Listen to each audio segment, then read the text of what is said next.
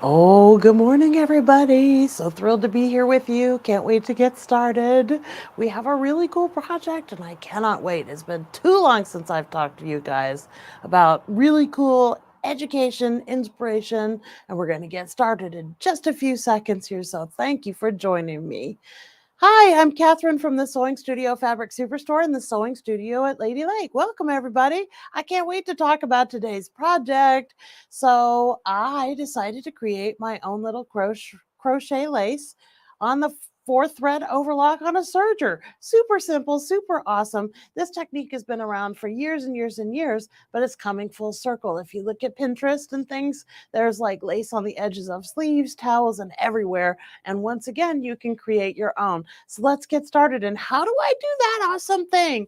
Okay, so you're going to set up your serger for a 4 thread overlock, okay? Once you have it set up for a 4 thread overlock, your length is going to be 2.5 and your width is going to be the maximum width that you can get, 7.5. Okay, once you've done that, you need to make sure and lock your blade.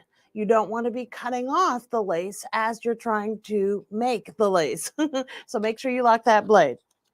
All right, once you've locked that blade on your thread, you're going to be using regular serger thread in your 2 needles, and you're going to be using spaghetti thread in your loopers. Spaghetti thread is really cool. It's like a really fat little thread, but it has a nice texture that's still soft and supple, and it's a 12 weight thread. And believe it or not, it can shoot through your loopers most of the time. When you have your spaghetti thread, you're going to want to make sure and put thread nets on it. As it's coming off, it can kind of be a little bit unruly, just like a piece of spaghetti flopping all around in the air.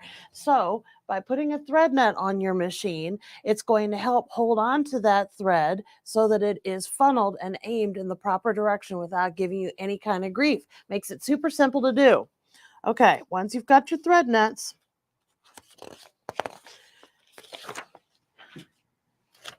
a big hint as I was doing this was I was having trouble seeing things at first, so I switched over to a clear foot, a clear view foot, and it made it super easy to see the needle area exactly where I was trying to create layer upon layer upon layer of lace.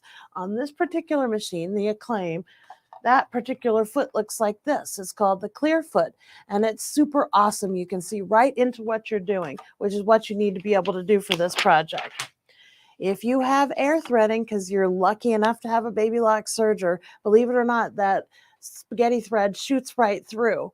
If you are not lucky enough to have air threading and you've got a different brand or you've got a different technique going on, you can create something called a thread cradle.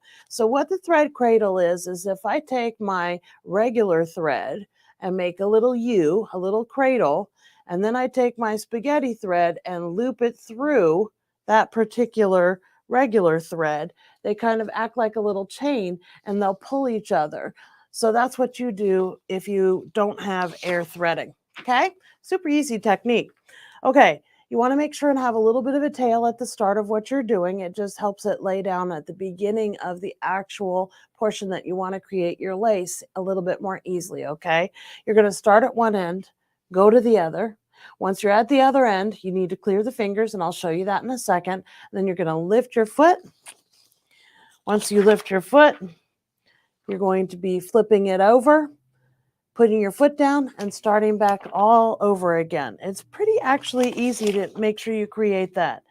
So when you do your second side, you're going to want to make sure that your needle threads from before and the needle threads from this time are actually overlapping so that it creates kind of like a weave pattern. And it's just that simple.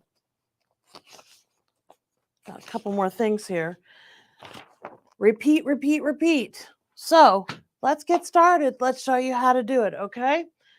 So for our purposes, I just have a little piece of cutaway here. You can be putting it on a piece of fabric. You can be putting it on a napkin, a cap sleeve, a pillow. You can do a little mug mat with it. It's super, super easy to do. So again, I've got my nice short little piece with my nice straight edge for my first run. All right, here we go. So I'm going to lift my presser foot and I'm going to line my fabric up against my blade and right where my needles are going to take over. So you'll put your foot down and you're going to run your first line of stitches.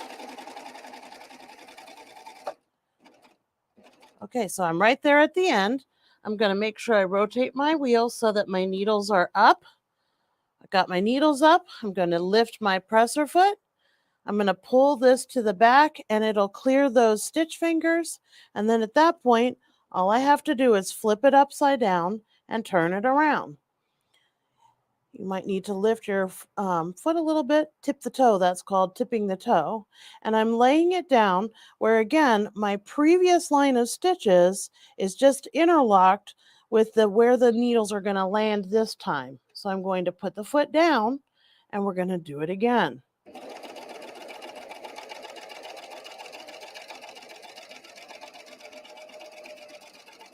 Here we get to the end. My needles are up, so I'm just going to lift my foot, clear my stitch finger, flip it upside down, turn it around. And again, I'm going to just tip the toe, get that out of the way. And I'm lining up my second row of stitches with the new set of stitches I'm just about to create.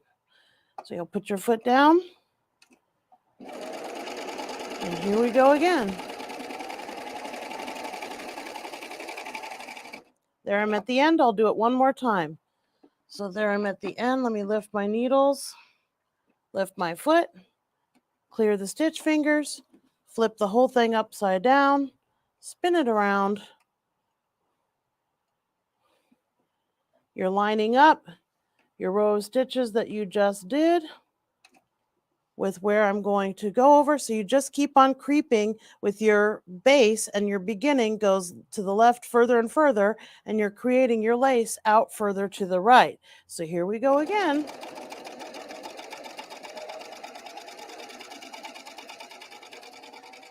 When you're done, you're going to just chain off.